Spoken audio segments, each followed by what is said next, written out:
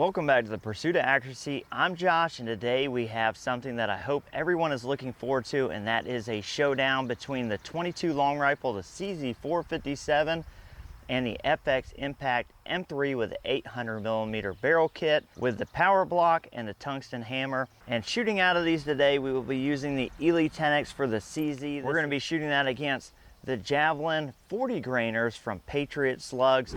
So we are going to be shooting these in a battle of BC. So what we're trying to figure out today is not which is most accurate in this wind or this weather conditions, but which one actually has the better BC. Because one of the claims you hear a lot is that they have unlocked 22 long rifle BC with these Javelin slugs. So we're going to put that to the test today, and this is how we're going to test that. So I will throw these stats on the screen for you, but I have calculated everything and input it into my Kestrel 5700 Elite ballistics calculator. And basically what we did was we took the grain of the bullet, which is 40 grain for both, the diameter of the bullet, which is 218 for the air rifle and 224 for the 22 long rifle. We have put in their approximate muzzle velocity, and we have calculated that based off a 0.140 BC. Now that BC is just pretty close to what both of these kind of say that they are, but we want to set that to be exactly the same, because what we're going to do is we are going to shoot through the scope cam at 50 yards, zero out our turrets on a perfect 50-yard zero, and then we were going to shoot these at 150 yards based on what the Kestrel tells us we need to shoot for that distance. Enough talking about it.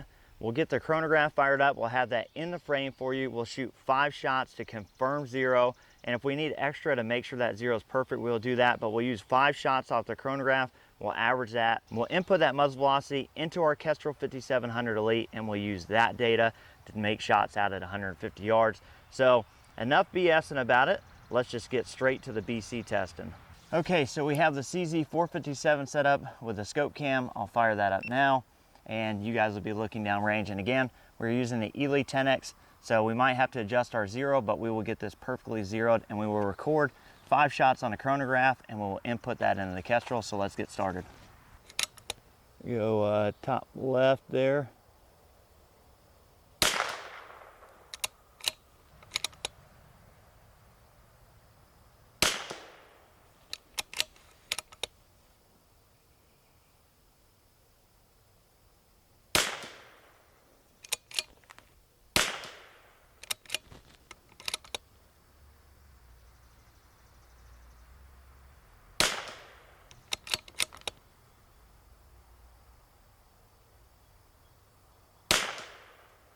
Oh yeah. All right, so we averaged those up, and what we came up was a muzzle velocity of 1102 feet per second. So we're going to enter that now. So there we have our muzzle velocity entered. See, our target is set to 150 yards, and that is telling us basically 4 mils. So we will test that, but first let's get the air rifle up here. Okay, so now it's time to verify this Impact M3 with the 800mm barrel, and we will be using the Javelin 40 grain slugs. So let's verify zero, get that set up, and we'll see what our muzzle velocity comes out to. All right, we're gonna go top right.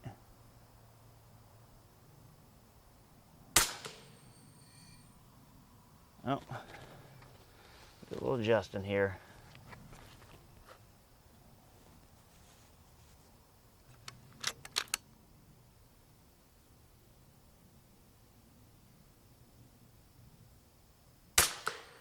All right, we are definitely low, so we're going to come up 0.2, but those two were stacked. All right, let's try one more. Put one more on there for verification. Yeah, same hole, split the difference, and come down a 1/10. All right, let's move to the top again. All right, let's see if we can put one more right there.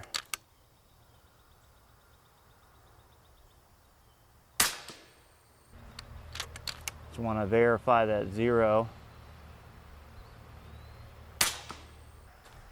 Okay, so for our average there, we ended up with 1,058 feet per second, which is faster than what I thought it would go. And honestly, it's grouping better than I thought it would. Really haven't done any group testing or tuning. I just turned the gun up because I wanted to get it somewhere around 1,050, so it would better compare with the speed of 22. because obviously 22 long rifle, most of the match ammo I have is pretty fast, so it's 1080 plus. But we're gonna input this now. Should be able to see 1,058 there on user gun. So target at the same distance, 150 yards, and this one is telling us 4.15 mils. So let's go back to the 22 and let's see what they can do at a distance. All right, so now to the fun stuff. First thing we're gonna do is zero out this turret. We did have a 1/10 of movement that we had to make. So luckily for this Ares, that is really simple to do.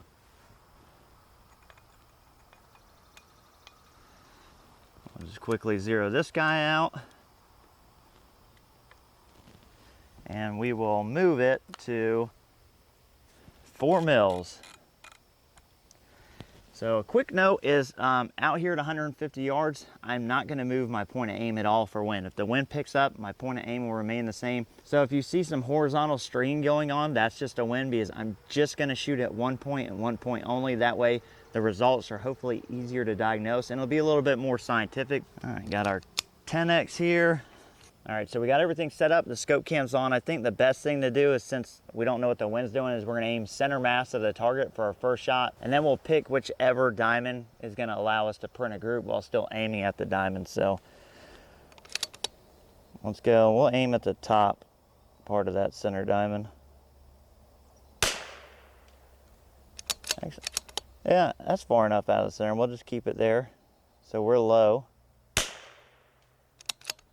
Not terribly low.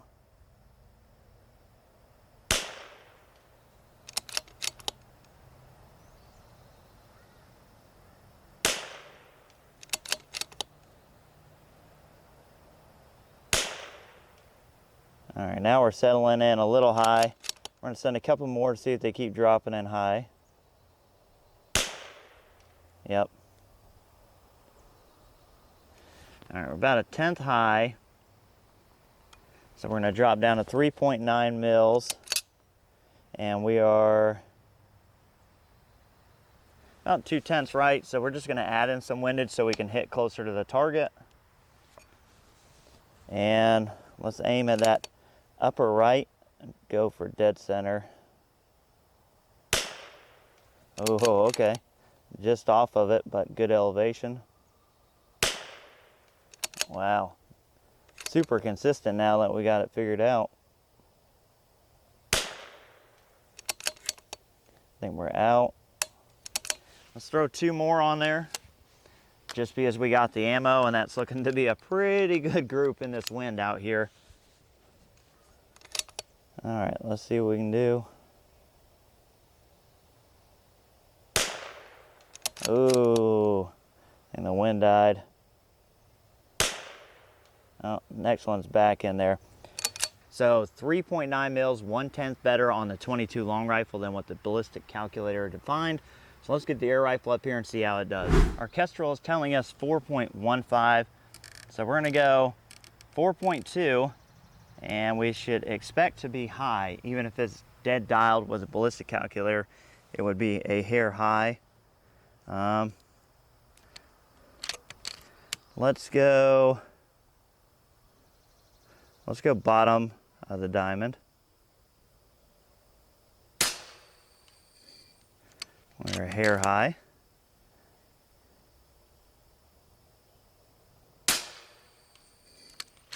Yep.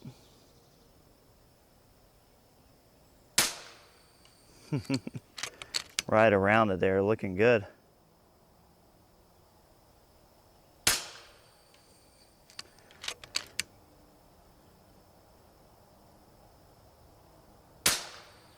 Oh, right back in the same hole. All right, so we're almost point aim, point of impact. I'm gonna dial a 1/10 of left into this. And we're gonna go after this diamond here.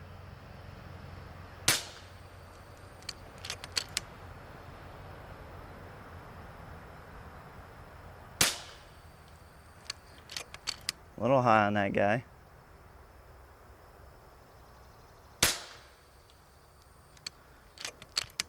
Oh, that one kind of went off low.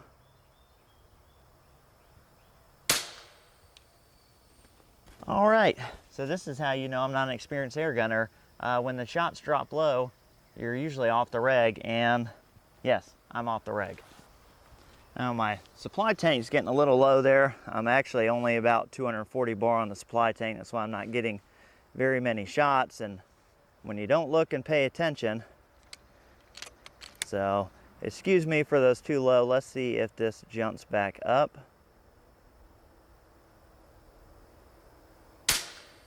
Yep. So we're right back up.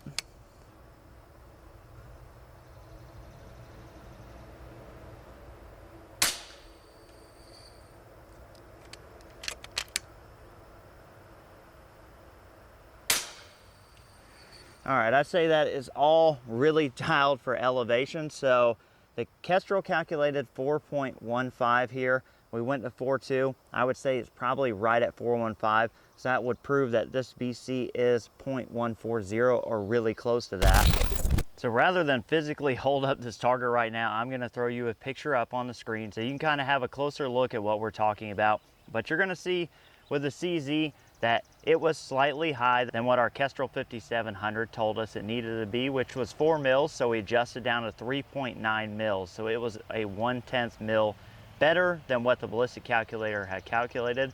Now, when we move over to the air rifle, you can pretty much see that it was point of aim, point of impact. And again, we're excluding the windage on this because while the wind wasn't terrible today, it is very variable as far as being calm and then slightly gusting to pushing a little bit harder, and that's that left to right movement you're seeing in both the 457-22 long rifle and the FX Impact M3 groups. What I'm seeing is that the BC was basically spot on, which means that around 0.140, which is very close to Eley Tenex. So with looking at it that way, I would say that yes, these Javelin 40 grainers are pushing BC equivalent to 22 long rifle.